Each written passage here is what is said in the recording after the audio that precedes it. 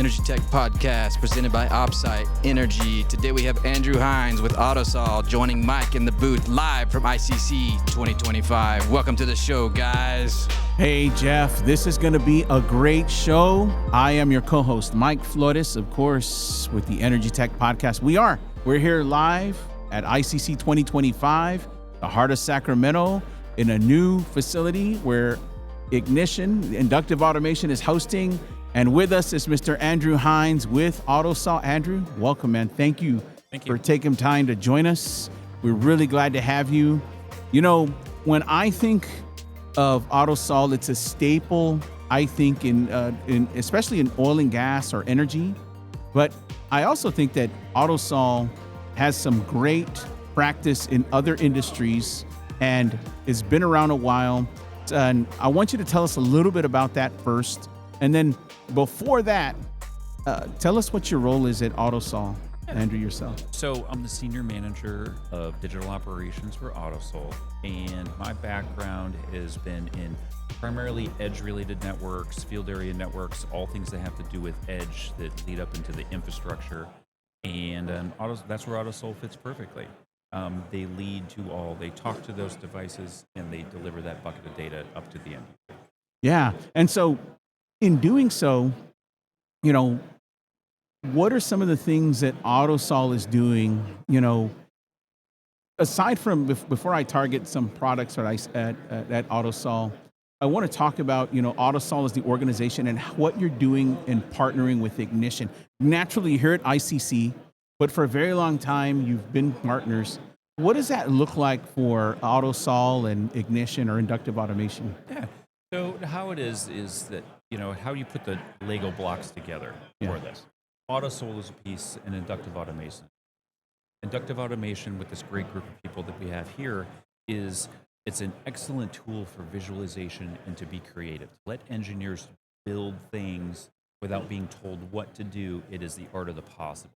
And it's the same thing. Autosol facilitates that by being a polling engine and allowing inductive to be excellent at what it does and the excellent user experience it's given for people over the years. And Autosol is a piece for that, which allows the polling engine to talk to those devices and to serve up data into those environments. Right. So it sounds to me like Autosol is definitely in the architecture. Where do you find yourself sitting in that architecture? We're talking about an edge architecture, and we're talking about as a player in the edge space. Where does Autosol find its place there? Well, there's two ways. There's the typical server. I am a server, and I am talking to the 100 devices out in the field. Right. Then there's the edge-based product, which is you want to do fast MQTT, OPC UA. You want to do very fast things and serve that up into your infrastructure. Right. And that's where inductive allows. It can be in that server-based model, or it can be in that edge-based model. But it supports both. In a lot of especially in midstream and in upstream and energy vertical, you see a lot of these hybrid networks where I have one device that I want to speak to maybe a couple times a day. It can serve that up. Or when you get into these faster polling rates, where you want to serve that bucket of data up because they want to start doing, I'll put in air quotes, machine learning and AI type things. Right. The more data that you have at a faster rate, higher resolution, you can start to feed those models and to build those models and to push that down to the edge. And it's a very exciting time for Autosol because that's where we see the advantages are. People are redoing their architecture, they're simplifying, they're lowering their cost, the supportability of what they have in their infrastructure, and that's where inductive and Autosol have a good fit. Yeah, you make a good point. You know, one of the things I notice is, you know, Autosol has always managed to find an answer, especially in some of the older, I say older, but legacy type setups, right? So Autosol has always been there. But right now, you're right. I think there's a change, not just for Ignition, inductive automation, for lots of organizations. What is Autosol's strategy right now? You mentioned that you play well on the edge, but what is the strategy right now in not just machine learning, because that's high level, but in terms of getting some of your current customers, because you're a popular brand, you really are, getting those customers out of that legacy and moving over to the edge and getting away from pole response, I think. What I've seen, and we'll call that in the post-COVID environment, I mean, even 3 or 4 years ago, you had the traditional model of enterprise SCADA system pulled devices out in the field, SCADA collected data, and then distributed off. And then you had your historian, you had your Power BI, you had those different tools that were customers of SCADA. SCADA is, again, very powerful, been around, absolutely been around for years, and that's kind of an understatement. Right. But a polling engine, it necessarily is not. So what we see in these infrastructures where 3 years ago, your SCADA team might have been 20 people, maybe it's 5. Right. For example. And so we see a lot of the simplification. And then also, too, you see that over the past few years, as oil and gas companies have traded fields and infrastructure like baseball cards, they've bought and, they've absorbed, and let's say they have 4 different companies falling under one company's umbrella. Now they're integrating that things. How do we make things easier? How do we simplify things? How do we collect better data, a better quality of data, the supportability? How can we implement this? There's so many factors, and the industry before was, here's a Lego block, do what you want with the Lego block, whatever it is. And now we see these companies, or they want a partner that can help them put the Lego blocks together to simplify things. And it's just all then tied in together. Bringing this infrastructure in, so where Autosol plays, and in addition to inductive, is that Autosol is talking to those devices, and then SCADA can talk to Autosol. It gets the data that it wants. For example, hey, I want liquids at 5 minutes, and I want gases, I want gases at 5 minutes, and I want liquids at 5 seconds. And then you have the Pi team, which says, I want stuff whenever I want it, whenever I want to do. And then you have the measurement folks, which they want their 1 hour data. Well, instead of SCADA and measurement and historian and those other tools trying to talk to the same device, talk to the device once and then have everyone share in that pool. And it simplifies networks, makes them more secure, and you can quickly bring assets on, or if you need to decouple something, it's not as painful to pull that Band-Aid off when you need to cut something off as well. I got it. So it sounds like you reach out to your own legacy, we'll say legacy customers that have been around for a while. Yeah. And it looks like you've shaped yourself into being a lot of times you want to partner with someone that exemplifies some things. And if what I'm hearing from you is that Autosol is always been flexible and has always listened to the customer and is seeing edge ready, report by exception, or edge driven, report by exception, flexible, an open architecture that does not have to get tightly coupled in order to work, right? Is that what I'm hearing? That Yes. This is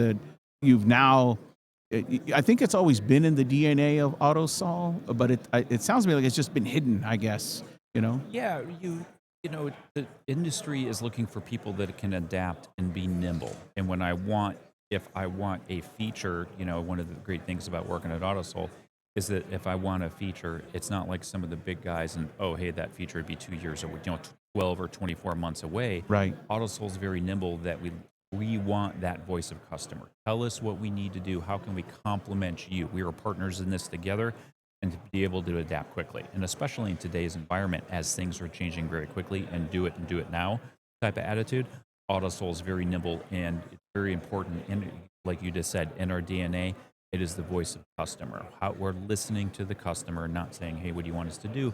But coming with the ideas. Have you thought about doing it this way? And it's that back and forth, and it's that true partnership that makes Autosol great.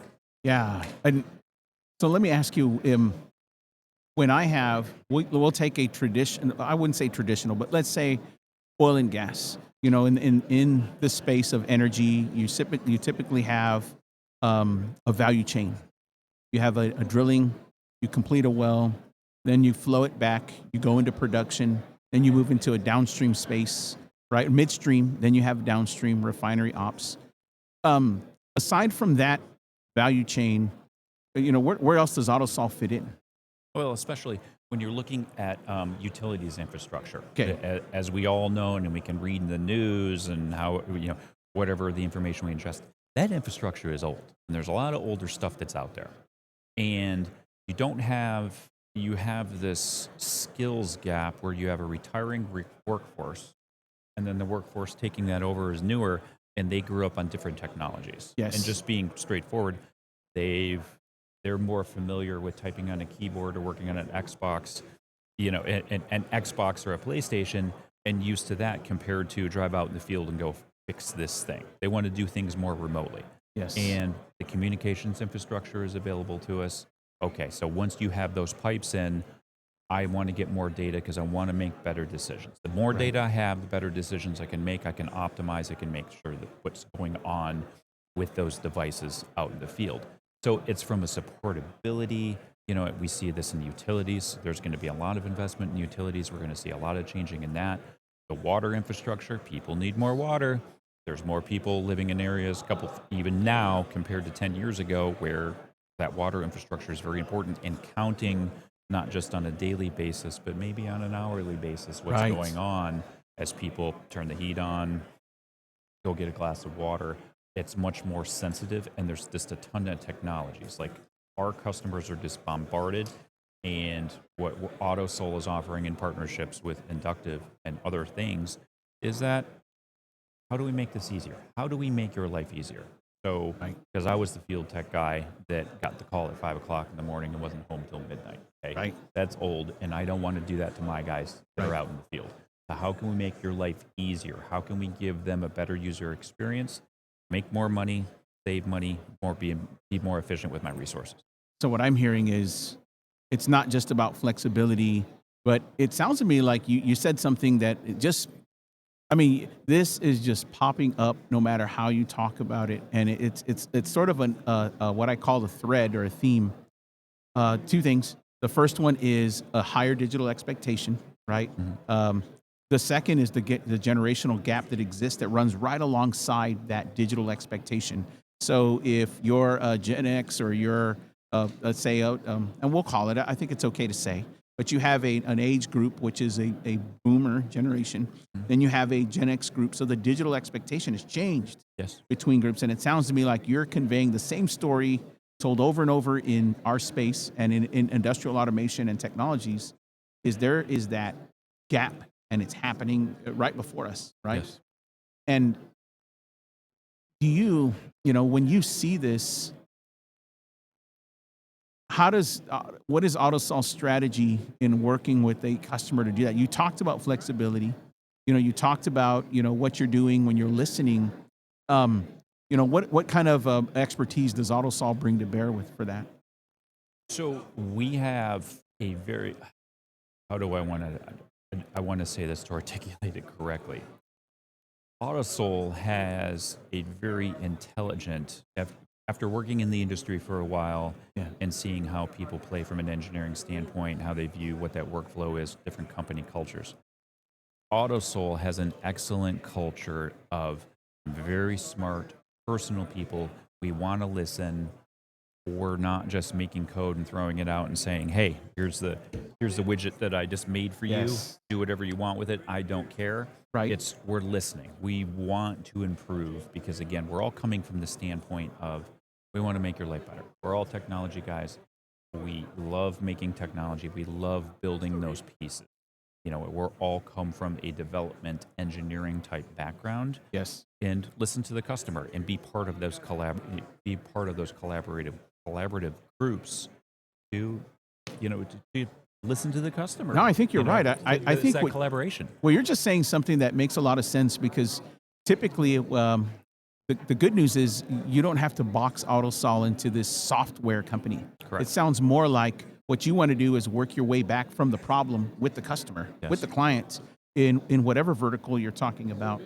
Having said that, are you guys picking up on challenges with regard to, one of the things I am seeing is the convergence of data center, water, power, and off-grid power availability because the reliance on the grid is just not there.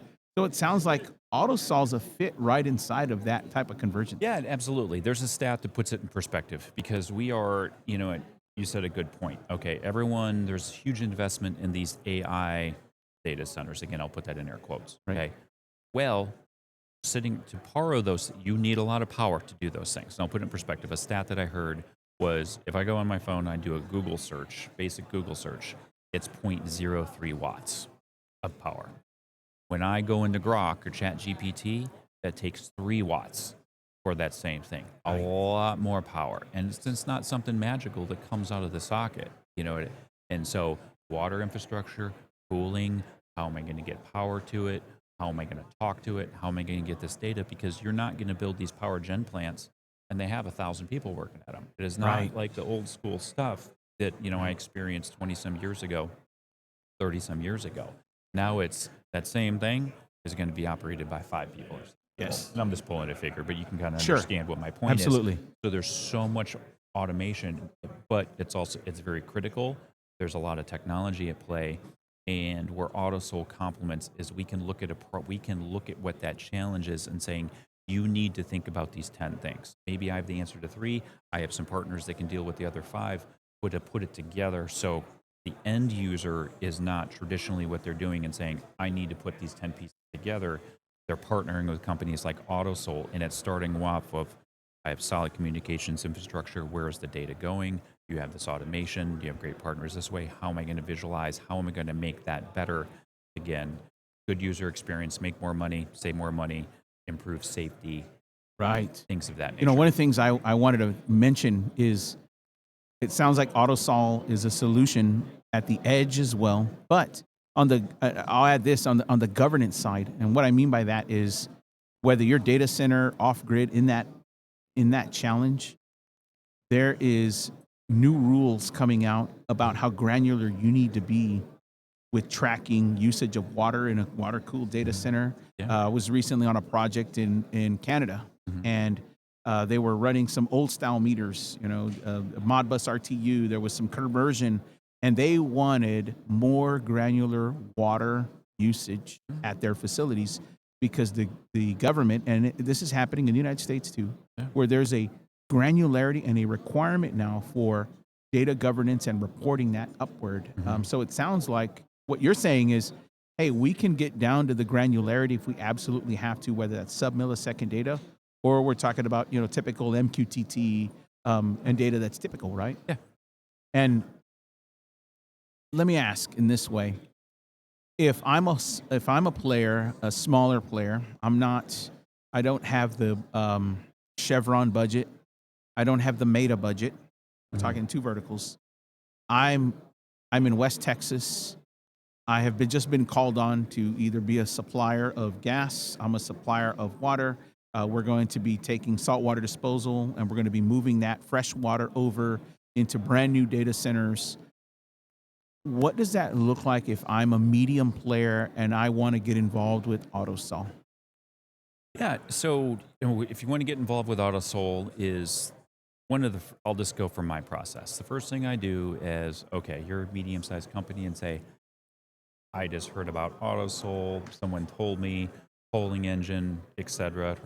I know Autosol from the past, your name's been around. Right. Well, the first thing I do for the first 30 minutes when I talk to someone is I don't go, hey, here's PowerPoint number 1, blah, spit that out. Sure. I go, what do you do? What are your pain points? Why do you want to talk to me? What do you think it can do? And then form the conversation. Because look at it like I'm solving an engineering problem. Right. Okay? Solving is, hey, something is broken, you're not happy. How can I support you? How can I fix what that is? How can I make that better? What is your end goal? And then start asking them questions about, okay, what is the gear that you have what is the hardware that you have out there? Sure. What PLCs, RTUs are you using? What SCADA are you using? What does your communications infrastructure look like? And that's what I'll just reinforce that. I have a little background in field area networks. Okay. And I want to say that's one of the biggest things that is overlooked. Yes. And they don't bring the comms guy into the conversation from the beginning. It's almost an afterthought, and it should be one of the first things that you're talking about. Because if I cannot drink a lake through a straw. Yes. Okay, I'm not going to say I want 10,000 tags at 500 milliseconds. Oh, what's your radio system? Oh, well, I have a 450 megahertz radio system. That's Right, exactly. That's 20 years old. It's Absolutely. not going to happen. So that person, they need to be brought into the conversation. So it's all the factors. Bring the automation guy in, bring the field area network guy in, bring the IT guy in. That's important. They need to know what's going on. And then also who is the receiver, who is the internal customer of this? SCADA, historian team, is it all of the above? Talk to me about just a minute, about some of the, I would say I don't even think it's a reinvention. I think it's like you said, you're listening to customers and clients, the evolution of EACM and where you see the value, and it doesn't have to be a specific customer. It could be oil and gas, energy, data center, power, right? What do you see as maybe not a reinvention? Again, I'm trying not to use that word because you're not reinventing yourself, but you're responding to the customer need that has happened over the last few decades, right? Yes. So what does that look like for EACM? How is Autosol kind of responding to that? Yeah, so we're responding to it is that everyone is talking edge right now. Edge, Right. edge. Okay. Well, let's say the definition of edge? Is edge at the primary base of an A tower, Right. or is edge at the far edge, a well pad site out by Carlsbad, Got for you. example? Okay. And so when I explain my edge conversation, okay, you're looking at me as, I'll use this analogy. When you go to a restaurant, are you thinking about the plate and the knife and fork you're going to use, or are you thinking about what you want to eat? Okay. Autosol, you're thinking about what you want to eat, but the plate is important. So if you look at edge compute as the plate, Yes. and what a lot of companies do is they take an $80 piece of filet and they put it onto a paper plate and they give you a recyclable spork to eat it with. Wow. You get a Yes. bad user experience. So I'm not going to go back to that restaurant because I didn't get a good experience. Right. And I'm telling customers, okay, an entree such as Autosol or an entree such as Ignition, okay, you have your entrees and side dishes around that plate. The robustness of the plate, how many items can I put on that plate? And the knife and fork on how I can manage what that program is. Because it's not Yes. just an Autosol thing. I have cybersecurity thing. Maybe I have a leak detection video system I want to run. And when you think about edge compute, what am I trying to do? I want to do Autosol. I want to Node-RED. I want to do Ignition on the edge. I want to do my HMI. I want to do some cybersecurity type things. And look at edge as edge compute is I can do multiple things on one box. And let's say I am using EACM, and then in 12 months later, I come out with EACM 2.0, Right. for example. I'm just pulling a figure. The easy manage of I don't need to land a new box every time I want to do something. Right. I can unplug that piece of software and put a new software in. And that's the thing is where Autosol comes in, is we're not just like, hey, here's Autosol, and we run away. What are those other things that we're doing? How are we tying all those things together, again, to deliver that data up at the Wow. So that is definite agility for the product. Just some final things, a couple of things. Number one is, what is the future of Autosol? What does that look like going forward? In your mind, what's one of the biggest things that you see in the future of Autosol in relation to AI, machine learning, MCP? I mean, these are the topics. What does that look like in the future for Autosol? Yep. So the thing is to get as much data in an efficient manner and easy to implement as possible. Everything's not going to be speaking to one manufacturer of device, even though manufacturers would love to own that whole food chain. That's not realistic, and Autosol can tie those things together. We are about the openness. Okay, you can use what brand PLC, RTU, what those devices are out in the field. Right. Autosol can tie it together and then serve it up in the way that is best suited, so you can be more efficient. What that SCADA is, what that historian is, what those things are. Be as open as possible. Don't paint yourself into a technology software corner where, well, what am I going to do? Because you're not going to get a good user experience that way. I think that's great. I think what you've just articulated is the flexibility of Autosol, the ability to remain open, and the ability to deliver something flexibly as this evolves. And I think what you're doing is approaching AI, machine learning, and these things carefully, realizing that the data, the commodity, is the one important centerpiece of it all. It is. So, man, I'm really glad to hear that, Andrew. And with that, we're going to close out the show. I really appreciate your time. I mean, I also want to invite you back because I think there's a lot to show here. We really want a key demo, and I think that's probably the next step with Autosol. And we just love having you. Trust me, if I keep you here for another 30 minutes, I would do it. We really appreciate it, Andrew. Thank you for joining us. Thank you very much. No, it was a pleasure. Thank you so much. I am your co-host, Look forward Mike to becoming Flotis. I'm your co-host, Mike Flotis, with the Energy Tech Podcast, and with Mr. Andrew Hines with Autosol. Great show. That was awesome.